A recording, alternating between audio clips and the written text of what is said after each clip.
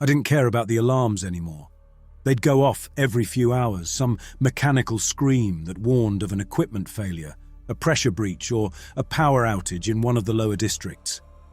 Down here, they were constant, a background noise I'd long stopped paying attention to. I checked the display on my wrist console. Another minor pressure leak in Sector 12. "They're gonna fix it this time," I muttered to myself. Probably not. Upper management liked to keep costs down, and patches on patches were the norm. But if the leak spread, I'd be on the hook for it.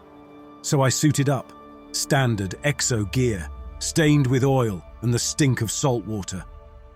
You'd think they'd make this stuff last longer, but like everything down here, it was built to break. Atlantica, the great bastion of humanity, tucked beneath the ocean's surface, glittering towers rising from the sea floor, a monument to the human spirit. Or so they said in the broadcasts. The truth was, there were two Atlanticas, the one they showed in the ads and the one I lived in. Up top, they had sunlight lamps, lush greenery, and a climate-controlled dome to keep the rich comfortable. Down here? Rust, mold, and a constant risk of drowning if you took one wrong step. I made my way down the maintenance corridor, dodging loose wires and puddles of seawater that seeped in through micro-cracks. The walls groaned. Just another reminder that, no matter how thick they made them, the ocean always pressed back. The lower levels were falling apart, and everyone knew it. But as long as the rich stayed dry and happy up top, no one gave a damn. The upper class lived like gods in their pristine bubble, while the rest of us crawled through the muck, keeping their paradise afloat. It wasn't lost on me, but I kept my head down. Didn't matter how bad things got. Complaining didn't fix leaks. The elevator to Sector 12 stuttered, rattled, then jerked into motion. I leaned back against the steel wall, letting the noise of machinery fill the silence. Another job, another pointless patch job, and another day wasted. That's when I heard the news. There were always rumors floating around, half-truths passed from worker to worker in quiet whispers during breaks. But this was different. The death toll was rising. The whisper was spreading fast. Another body found, mangled, torn apart. They'd say it was the pressure again, maybe some faulty valve or another collapse. I didn't buy it. No one did. You don't end up ripped open like that from a damn pressure leak. I overheard it from some techs huddled near the control room. Heard it was a mess this time. Pieces scattered. How the hell does a pressure leak do that? They shut up when they noticed me listening. It didn't matter, I'd heard enough, and this wasn't the first time bodies had shown up like this. Some poor bastard found in a service tunnel or maintenance shaft, limbs twisted and broken, like something had gotten hold of them. Upper management always had an answer. Equipment failure, pressure fluctuations, operator error. Every time they slapped a technical term on it, put a report together, and moved on. As long as it stayed in the lower levels, as long as it didn't reach the towers where the rich lived, it wasn't a problem. The elevator doors slid open, and I stepped out into Sector 12. It was dark down here, always darker the deeper you went. The lights fluctuated as I walked through the maintenance bay, my boots sloshing in shallow water. The air smelled like rust, mold, and stale salt water, as it always did. Same old story. Same broken city. I pulled up the specs on my wrist console. The leak was ahead, behind another faulty panel that hadn't been replaced in months. I sighed, knowing full well I'd be patching up something that should have been rebuilt entirely.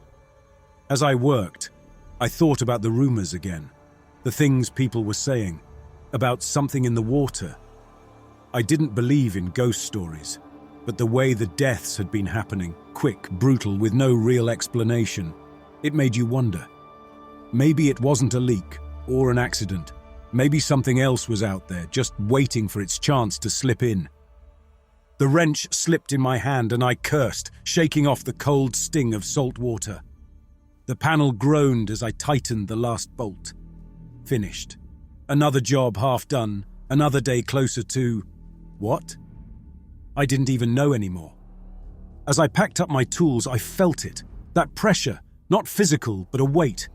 A presence, like I wasn't alone. I straightened up, looking around the empty bay. Nothing. I laughed it off, more out of nerves than humor. The leaks were getting to me, making me paranoid. There was nothing out there but the deep ocean, miles of it, cold, dark, and empty. The walls were solid. Still, I found myself checking over my shoulder the whole way back to the elevator.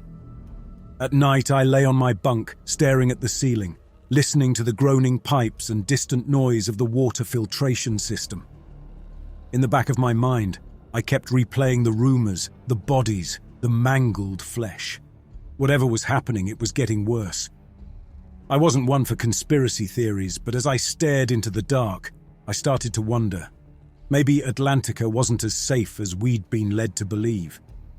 Maybe the ocean was fighting back. The next day, I was back at it. No rest for the working class. Another alarm had gone off. Pressure fluctuation near the city's outer wall, one of the deeper tunnels that led out to the ocean. The request came in while I was halfway through my meal ration. Cold synth protein on dry crackers, tasteless but filling. I hadn't even finished when the call came through. Emergency repairs. I wasn't in a position to refuse work, so I wiped my hands, threw on the exogear, and headed out. I hated going near the outer wall. The pressure was higher out there, and the tech had to be near perfect. One crack, one weak seal. And that was it. We'd be crushed in seconds. The ocean wasn't something you messed with. The tunnel stretched out in front of me like the inside of some vast beast. Steel and polyalloy panels lined the walls, thick and reinforced. They had to be. Beyond those walls was nothing but miles of water. I could feel the weight of it all the time, a constant pressure, like the ocean was pushing down on me, waiting for its chance to burst through. I checked my console again. The fluctuation was in a section about 1 kilometer down, near a junction that hadn't been accessed in years. Nobody liked going that deep, not unless they had to. The lights here were dimmer, the air colder. It wasn't just in my head. The deeper you went, the more the city felt like it was falling apart. I kept my pace steady, not wanting to think too much about how far I was from anyone else. The other workers were miles away, back in the core sections. Here it was just me and the wall. I reached the malfunction site, a cracked panel leaking coolant and condensation. Small droplets of water clung to the edges, slowly building up into a mist that hung in the air. Another quick job, I thought. Tighten the bolts, reseal the crack, and get the hell out. I crouched down, pulling out my tools. But as soon as I started working, the feeling hit me again. That same sense from yesterday, like something was watching. I froze, my hand still gripping the wrench, and turned my head slowly, scanning the tunnel behind me. Nothing, just shadows and silence. I shook it off, focusing on the task at hand. But the feeling lingered, crawling up my spine. I wasn't a paranoid guy. I'd spent years down here. I knew every inch of these tunnels. But this was different. I could feel it. I finished sealing the crack, my fingers working faster now. Then I heard a faint noise, metal against metal. I froze again, holding my breath. The sound came from behind me, from somewhere deep in the tunnel. I turned slowly, shining my work light down the corridor. Nothing, just the empty tunnel stretching back into darkness. But the sound was there. It wasn't in my head, it wasn't a trick of the air, it was real. I stood, wrench in hand, the beam of my light cutting through the mist. The noise intensified, like something was moving down the tunnel toward me. I strained to see, my heart thudding in my chest, sweat slicking my palms despite the cold. And then, movement, in the distance just for a second. Something too fast, too fluid to be human. I whipped the light toward it, but it was gone. The mist swirled in its wake, like the air itself had been disturbed. I stumbled back. Was it one of the other workers? No. Nobody else had been sent out here. And it wasn't human. Whatever I'd seen, whatever that was, it moved like water, quick and silent. The noise turned into a scraping sound like claws on steel coming from the tunnel's far end. I tried to steady my breathing, but my heart hammered in my chest and I couldn't stop my hands from shaking. Something was out there. I didn't know what, but it was real, and it was close. Suddenly the tunnel groaned again, but this time it wasn't normal. This wasn't the sound of the city settling.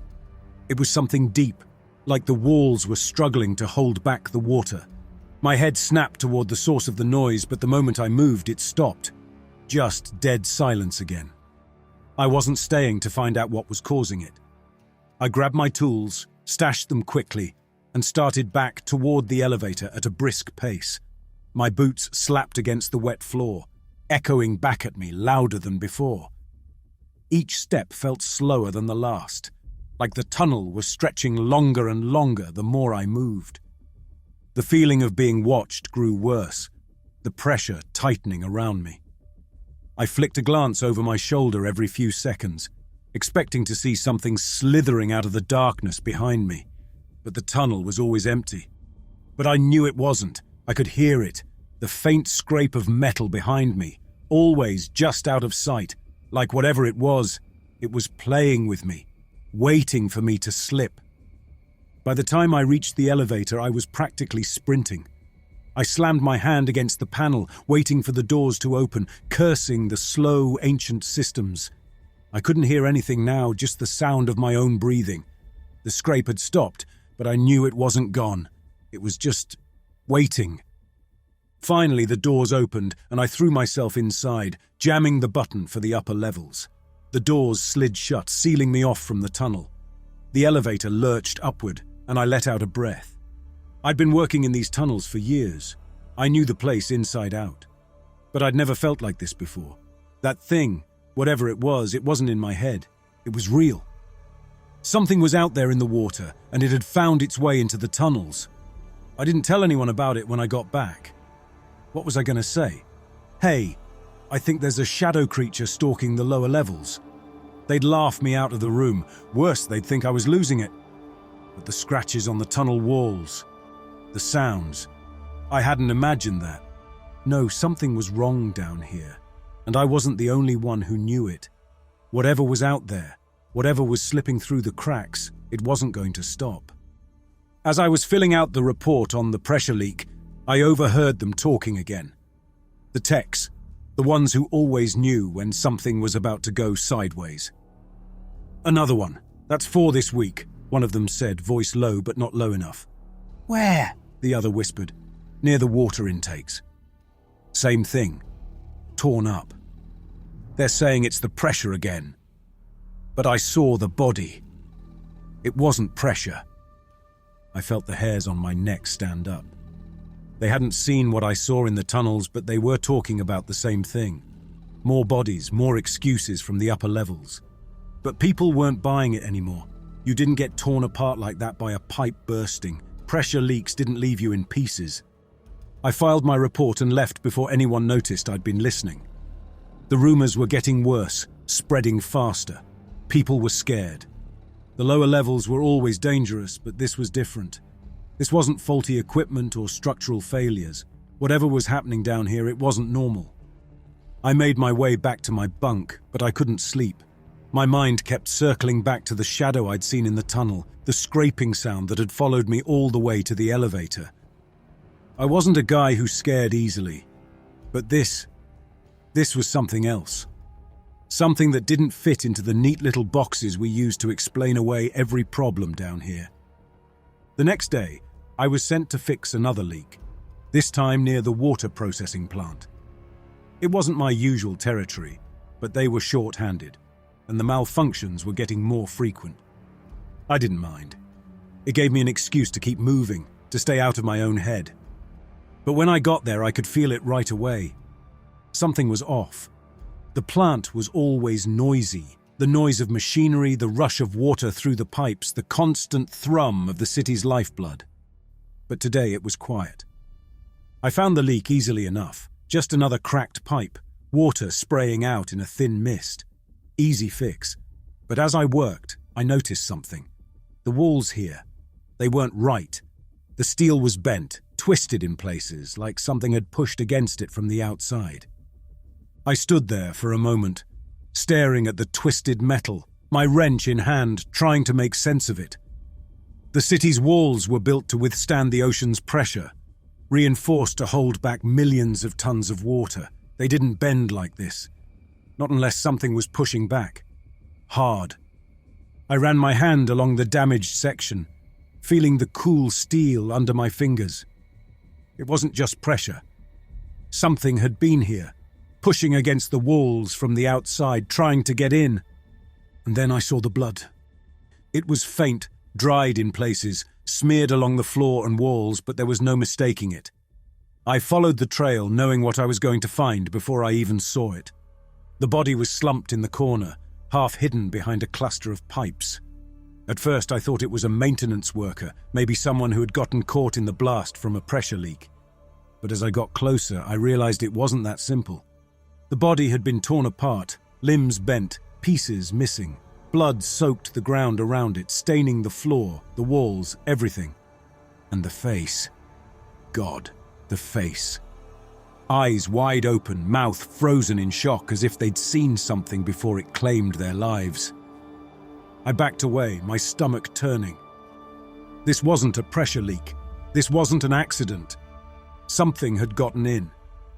I stumbled out of the plant. I should have reported it, but I didn't. I couldn't. Not yet. Instead, I went back to the control room, trying to piece together what I'd seen. The twisted metal, the torn-up body, the blood. And that shadow in the tunnel, it was all connected. Whatever was out there, it wasn't in the water anymore. It had found a way in. I wasn't the only one who noticed the pattern. In the days that followed, more bodies turned up, more unexplained deaths. The upper levels tried to keep a lid on it, but the rumors kept spreading. People were starting to ask questions, real questions, the kind that didn't have easy answers. I overheard the techs again, whispering when they thought no one was listening. You hear about the bodies? Management's covering it up. There's no way this is just equipment failures. Something's in the water. They've been drilling again, the other replied. Out in the deep. That's what I heard. They're saying it's for resources, but who knows what's down there? Something could have gotten loose. Loose. The word stuck with me. Loose from where? And what the hell was it? The malfunctions started getting worse. Power outages, pressure leaks, whole sections of the lower levels shutting down for no reason. The city's infrastructure was failing, and the people up top didn't care. Why would they? As long as it stayed down here, as long as it didn't reach their pristine towers, it wasn't their problem. But I knew better. It was only a matter of time before whatever was out there broke through completely. I didn't report the body, and I hated myself for it. The image of the mangled corpse kept flashing in my mind. I knew this wasn't some equipment malfunction. Something was hunting us. But in the lower levels, you didn't raise alarms unless you were certain, and I didn't have anything concrete yet, just shadows and fears. That's why I started digging. Quietly. Carefully. I hacked into the city's logs, looking for anything that might explain the bodies, the malfunctions. I found it buried in the system, hidden behind layers of bureaucratic jargon. A file marked Project Leviathan.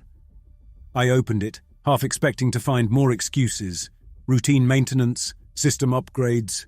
But what I found, Leviathan wasn't some piece of tech or an energy project. It was a military experiment, a biological weapon. Years ago, they'd been drilling deep into the ocean floor, searching for resources, and stumbled across something alive. Instead of leaving it alone, they'd captured it, modified it, turned it into something worse. The logs were filled with clinical reports, genetic modification, adaptive traits, enhanced intelligence. They'd created a super predator, designed to hunt and kill efficiently. And then, during a drilling operation, it had escaped into the ocean. I scrolled through the reports. The upper levels had known about this thing for years. They'd known it was out there, lurking in the water. They'd been using the lower levels as bait, letting the creature feed on the workers to keep it distracted. sacrificing us to protect their perfect little world up in the towers. I slammed the console shut, disgusted. All those deaths, all those bodies. They hadn't been accidents. The elites were playing God, and we were just pawns in their game. Expendable. I couldn't sit on this. People needed to know. But if I just went around telling everyone, the city authorities would shut me down. Hell, I'd probably end up dead, another malfunction victim in some forgotten corner of the lower levels. I needed proof, hard proof. That's when I decided to go back to the outer wall. The creature had to be out there, somewhere in the deep. If I could get close enough, get footage, maybe some physical evidence, then there'd be no way they could cover it up. The thought of facing it again made me sick, but I didn't have a choice. If I didn't do something, more people were going to die. So I gathered my gear and slipped out of my bunk in the dead of night, heading for the maintenance tunnels near the outer wall. The deeper I went, the colder it got. I could hear the city groaning around me, the pressure of the ocean bearing down on every inch of metal and steel. It felt like the city was suffocating, collapsing under the weight of the water. I reached the outer wall, the same place where I'd seen the twisted metal and blood. I approached the damage section. This was where the creature had tried to breach the city's defenses. I knelt down, running my hand over the wet metal. The steel was bent, warped from the outside like something massive had slammed into it. And then I heard it. That same sound from before. It was coming from deeper in the tunnel behind me. I spun around, my flashlight cutting through the darkness. Nothing. Just the empty tunnel stretching into the distance. But the sound was there. I backed away, my mind screaming at me to run. But I couldn't, not yet. I needed proof. No one would believe me if I couldn't show them what was really out there. I pulled out my wrist console. Recording damage to the wall wasn't going to cut it. I had to capture the creature itself. The idea sent ice-cold fear through me, but it was the only way. If I didn't get footage, the upper levels would just sweep it under the rug again. Blame it on the same old malfunctions. I turned slowly, the console raised in front of me like a shield. The sound of claws on metal was getting louder. I held the console up, fingers twitching to hit the record button. The creature slipped into the light cast by the overhead fixtures, and for a moment my mind went blank. It didn't make sense. None of it. This thing wasn't an animal, wasn't something that belonged in the natural order. It was massive, but there was something fluid about the way it moved, like it wasn't constrained by the rigid bones of most creatures. Its body bent, more like a mass of muscle and tendons that could reshape itself at will, constantly shifting as if the structure beneath the skin was malleable. The thing's hide was slick and dark, almost like the surface of wet stone, with patches of skin that shimmered with strange, shifting colors, deep blues and greens that morphed and swirled, glowing faintly in the dark like some kind of living abyss. But it wasn't the glowing that got me. No, it was the way those patches seemed to pulse, responding to the light around it, dimming or brightening based on its surroundings. It was something complex, camouflage, adaptation designed to blend seamlessly into the shadows or dazzle its prey with disorienting flashes. The light it emitted was cold, sharp, like the unstable glow of an old machine, mechanical almost, like it didn't come from anything organic. And its head, it was featureless at first glance, a smooth, rounded dome without eyes, like it didn't need them. But then I noticed thin, translucent membranes stretched across the front of it. It was listening, I realized, tuning into the faintest vibrations in the air, tracking my movements without needing to see. Its mouth, I wished I hadn't seen that. Thin, almost delicate slits along its lower half, barely noticeable, until they opened. Rows of sharp teeth lined its jaws, spiraling inward like a tunnel designed to tear flesh apart and drag it into the depths of its throat. There were no jaws snapping, no growling. It moved in complete silence, its predatory design focused and cold. I captured every second of it. It moved fluidly and fast, its body shifting and reshaping as it crept along the wall toward me. The claws I'd heard scraping against the floor weren't claws at all. They were long, flexible tendrils, smooth but strong, extending from its torso. They clung to the walls with suction-like precision, allowing the creature to climb or slide along surfaces with terrifying speed. The sound wasn't just from movement. Those tendrils were feeling the metal, tasting the vibrations in the walls, probing for weak spots. It was hunting through sound, through movement, with precision that no human-made machine could match. The thing was getting closer, its tendrils extending and retracting, feeling the space around it as it moved toward me. And then, in a flash, its glowing skin fluctuated, the light pulsing in rapid bursts, almost like a warning signal. It knew I was there. I backed up, the console still recording, my heart hammering so loudly in my chest I was sure the thing could hear it. This thing wasn't hunting for food. It was probing the city's defenses, testing the structure. I bolted. The moment my feet hit the ground, the creature shifted, its body moving with an astonishing speed, the tendrils slamming into the walls behind me with a clang. I sprinted toward the elevator, the sound of those tapping tendrils chasing me like the echo of some nightmare I couldn't outrun.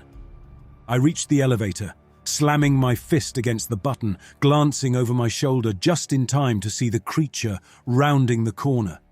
Its body coiled, those glowing patches flashing in the dark, and for a split second I could see it clearly, its shifting alien form, its jaws opening with a dark craving. The doors slid open and I threw myself inside, slamming the button for the upper levels. The creature made a swift move forward, those tendrils stretching out toward the doors just as they slid shut. There was a loud thud as its limbs slammed into the elevator's exterior, and I stumbled back as the elevator lurched into motion, leaving the creature behind. I stared at the console, the screen still flashing with the footage I'd captured. It was shaky from my panicked movements, but the creature was there, undeniable, real. And that meant I had proof. I barely made it out alive. The footage I'd captured was all that kept me going, but it came with a price. The creature was out there, inside Atlantica, lurking beneath the city's skin like an infection. The elites were still pretending everything was fine, but I knew better. I had proof. As I rode the elevator up, my breath finally slowed, but the panic hadn't left. My hand hovered over the wrist console, re-watching the footage every few minutes, as if checking to make sure it was still real. There it was, the creature, that shifting mass of tendrils and muscle, something out of a nightmare, recorded clearly for anyone to see. But what the hell was I supposed to do with it? Even if I took this straight to the city's administrators, they'd bury it just like they'd buried everything else. I'd be lucky if they didn't disappear me along with the footage. No, I needed to find someone else. Someone who could actually do something with this. I knew who I had to turn to. The Resistance. The lower levels had been whispering about them for years, but they were a ghost. I'd never been involved, never had the stomach for it. Survival was hard enough down here without poking the hornet's nest. But things were different now. The elites weren't just neglecting us. They were sacrificing us. This was war, whether I liked it or not. I spent the next few days laying low, keeping the footage hidden, pretending I hadn't seen anything. But I was being watched. I could feel it. The upper levels had eyes everywhere. They knew something had happened in the maintenance tunnels, and I knew it was only a matter of time before they came for me. That's when I got the message. A note slipped into my locker at the end of my shift. "We can help you. Follow the lights after dark." Simple, direct. It could only be the Resistance. They knew I had the footage and they wanted it. That night I waited until the city was quiet. I followed the directions carefully, down a series of maintenance tunnels, deeper into the underbelly of Atlantica. The lights led me to an old warehouse, long abandoned, the kind of place people forgot existed. Inside, a group of them were waiting. Faces I didn't recognize, but I'd heard the names before. "Marcus," a voice called out, a woman stepping forward from the shadows. She was older, with a weathered face and sharp eyes that missed nothing. "You brought the proof." I pulled the console from my jacket and showed the footage. It played silently in the center of the room, the image of the creature reflected in every set of eyes. They watched in silence. No one spoke until the recording ended. "Holy shit!" someone whispered from the back. The woman, her name was Neva, nodded slowly. "We knew something was wrong, but this..." They didn't waste time. Neva explained that the Resistance had been sabotaging Atlantica's infrastructure for months, trying to weaken the upper level's grip on the city. They'd hacked systems, cut off supplies, created malfunctions, anything to disrupt the elite's stranglehold. But this was the leverage they needed. The creature was proof that the people in power were lying, that they were willing to let us die to protect themselves. "We need to broadcast this," Neva said. "If we can get this footage to the entire city, it'll blow the lid off the whole thing. The elites can't ignore this." "That'll cause a panic," I said. "The creature's still out there. If people find out what's really happening, the whole city could fall apart." Neva looked at me. "It's already falling apart. This footage might be the only thing that saves us." The plan was simple but dangerous. The Resistance had access to one of the city's old communication hubs, a relic from before the elites built their shiny new towers. It was hidden in the lower levels, still connected to the citywide broadcast system. We could use it to send the footage to every screen in Atlantica, upper levels and lower levels alike. But as the group prepared to move out, I thought about the situation. I was no revolutionary. I was a technician. I fixed things. But now I was caught up in something much bigger than myself. If this worked, if we really did broadcast the truth, the city would explode. Riots, chaos, people fighting for survival as the creature ripped its way through the lower levels. And there was something else. I didn't trust them. Not completely. Neva seemed sincere, but the rest of the group, they were too eager. Some of them didn't care about saving the city. They just wanted to watch it burn. We moved out at night, slipping through the tunnels toward the old hub. Everyone was on edge, waiting for something to go wrong. And it did. We were almost at the hub when the trap was sprung. Out of nowhere, city security forces poured into the tunnels, their armored boots thudding against the metal floors. There was no warning, no chance to escape. Someone had betrayed us. The Resistance scattered, shots ringing out as the security forces closed in, their weapons crackling with electric bursts designed to incapacitate.